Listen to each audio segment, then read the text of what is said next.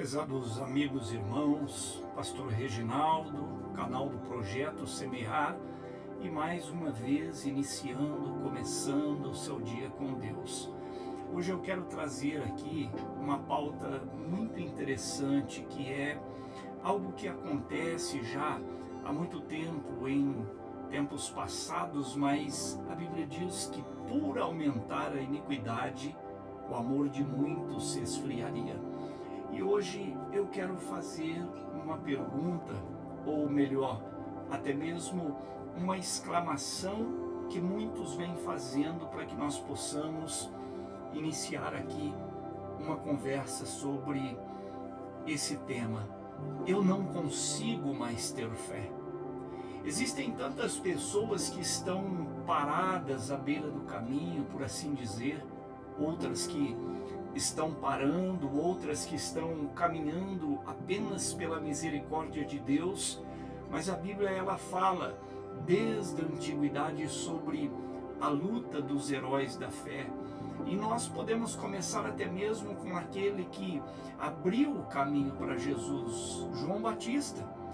João ele foi aprisionado e em um momento de profunda crise que ele teve lá na prisão, ele enviou os seus discípulos a Jesus a perguntar da seguinte forma, em Mateus 11 e versículo 3, és tu aquele que havia de vir ou devemos esperar outro?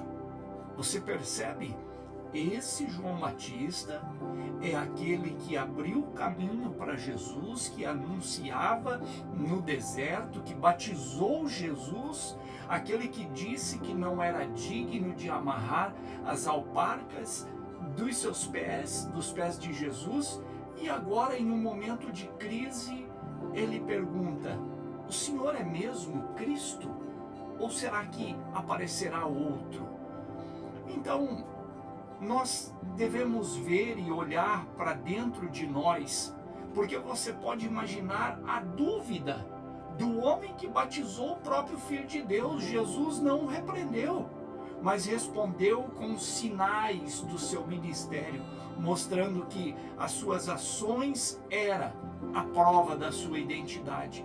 Ou mesmo nós podemos falar de Tomé, um dos 12 apóstolos, também um comportamento muito revelador. Quando os outros discípulos testemunharam a ressurreição de Cristo, Tomé se recusou sem ver a prova física, e ele declarou, se eu não vir os sinais dos cravos nas mãos e nos pés, e eu não colocar as minhas mãos ao seu lado, de maneira nenhuma eu crerei. Olha que declaração, isso está no livro de João, no capítulo 20, versículo 25. Jesus, em sua infinita misericórdia, apareceu a Tomé e o permitiu que ele tocasse em suas feridas. A resposta de Tomé foi um dos maiores atos de fé do Novo Testamento. Senhor meu e Deus meu, ele exclamou em João 20, 28. E esses exemplos, eles mostram que a dúvida, ela pode ser o portal para uma fé mais forte, mais íntima com Deus. Jesus não desprezou as dúvidas de Tomé, ele as honrou, transformando a crise em um encontro pessoal e inesquecível. Jesus, ele não desprezou aquela pergunta duvidosa de João Batista, pelo contrário, ele se mostrou ainda mais forte, mais filho de Deus, mais milagroso, por assim dizer, para que João efetivamente afastasse todo o espírito de dúvida que estava recaindo sobre ele. Agora, nos dias atuais, nós podemos perceber que a fé, geralmente, em meio à provação, ela dá uma balançada. A vida, como nós a conhecemos, ela é repleta de tribulações nos nossos dias. E o salmista, na sua angústia, ele clama a Deus, dizendo da seguinte forma, em Salmos 13, versículo 1, até quando, Senhor, me esquecerás para sempre? Ele estava se sentindo abandonado por Deus. Até quando esconderás de mim o teu rosto? Olha a pergunta dele. E essa justamente é a voz de alguém que, apesar de tudo, busca Deus. Porque o salmista, ele tinha uma relação com Deus, ele buscava Deus, ele confiava em Deus, mas no momento em que ele sente tamanha pressão das lutas, das provações, das tribulações, ele diz: Senhor, até quando o Senhor se esquecerá de mim? Ele estava dizendo que o Senhor tinha o abandonado no meio das provas. Agora, o Salmos 42 expressa essa mesma sede, comparando a alma que é nossa alma, a um servo que anseia por águas, quando ele diz: a minha alma tem sede de Deus, do Deus vivo. Quando virei e me apresentarei diante de Deus? Salmos 42 e versículo 1 e 2 você pode conferir. E o clamor não é dizendo: Senhor, eu preciso de uma fé perfeita, porque ninguém consegue alcançar a fé perfeita. Ninguém consegue uma relação pura, estreita, uma relação fidedigna com Deus em um mundo rodeado de tribulações. Agora o Senhor Jesus Cristo, ele vem e ele mesmo, ele nos alerta: no mundo tereis aflições, mas tem de bom ânimo. Ele estava dizendo, em outras palavras, mesmo no meio das aflições, das tribulações, mantenha o bom ânimo, mantenha a fé em mim, porque eu venci o mundo. Ele estava dizendo desta forma. Mas o que a nossa alma pede, na verdade, nesses momentos em que parece bater uma fraqueza, parece bater uma dúvida, e às vezes pode até ser uma dúvida, porque somos homens, somos falhos, e quanto mais nós reconhecemos essa fragilidade diante de Deus, mais nos aproximamos dele. Quanto mais nós dizemos: Senhor, eu não sou nada, eu não estou aguentando tamanho problema, tribulação, tamanha luta, mas eu dependo do Senhor, Pai. Embora muitas vezes dentro de mim queira dizer: você está sozinho, você está abandonado, mas o meu coração anseia, Senhor, por uma conexão real com o seu Criador. É nós dizermos isso ao Senhor, e a Bíblia, ela nos ensina que o deserto, a provação, é o lugar de encontro com Deus. Oséias nos diz em seu livro, no capítulo 2 e versículo 14: eis que a seduzirei e a levarei para o deserto e lhe falarei ao coração. O deserto, muitas vezes, ele nos despoja das nossas certezas, aquelas que nós achávamos que tinha, e nos leva a depender unicamente, exclusivamente de Deus. E esse é o caminho. A perda da fé pode ser esse deserto na tua vida, na minha vida, um espaço onde o Senhor quer ter um particular contigo, quer ter um falar diretamente ao seu coração. E se a fé, nesse momento, nesta manhã, para a tua vida, parece ter se esgotado, a Bíblia, ela nos convida a reavaliar esta base da fé. A fé não é um sentimento, mas é uma convicção que nós precisamos, nós temos que ter. O autor de Hebreus, ele define a fé da seguinte forma: como a certeza de coisas que se esperam e a prova, a convicção dos fatos que nós não vemos. Hebreus 11 e versículo 1. E essa certeza, ela não está fundamentada nas nossas emoções humanas, que são volúveis, que são factíveis a ficar oscilando, uma hora está forte, uma hora está fraco. Não são sentimentos humanos, não são emoções humanas volúveis, não são. Elas são a fidelidade que Deus tem para conosco, e coloca em nós esta semente que vai crescendo, crescendo a cada dia, o Senhor nos mostrando a sua existência, as suas mãos estendidas. A fé, ela nos sustenta em nossa incapacidade. A fé, ela faz-nos forte no meio da nossa fragilidade, porque a força do Senhor, ela cresce na nossa fraqueza. Ela se expõe na nossa fraqueza a força do Senhor na nossa vida. Então, na invariabilidade do caráter de Deus, nós conseguimos presenciar que a fé que nós devemos depositar e ter nele não pode ser frágil.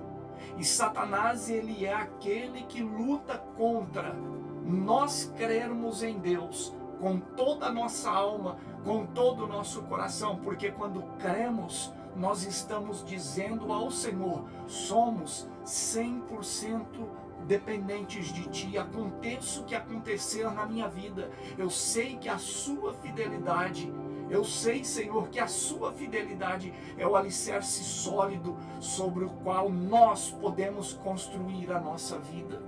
Nós podemos, nesta manhã, termos uma restauração da nossa fé que está titubeando diante de Deus. A nossa dúvida, ela não pode nos separar de Deus. Não podemos deixar que isso aconteça. Ele está perto daqueles que têm o coração quebrantado e a alma oprimida, conforme o salmista diz nos Salmos 34, 18.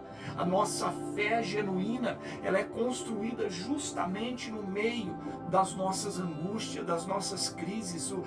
Tiago, ele escreveu no capítulo 1 do seu livro, no versículos 3 e 4, dizendo: a fé, ela é forjada no fogo da provação e se fortalece na dependência de Deus. A nossa história de luta, ela pode ser a prova do poder de Deus. Veja que a jornada de Jó, que perdeu tudo e no final declarou para o Senhor, ele disse da seguinte forma: eu te conhecia só de ouvir falar, mas agora os meus olhos te veem.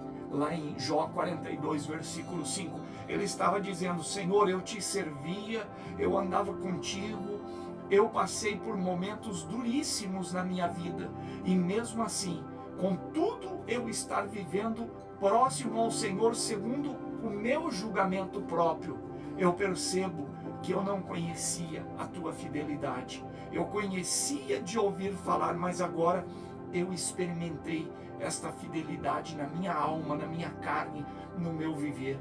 E o apóstolo Pedro, ele nos convida a lançar sobre ele toda a nossa ansiedade.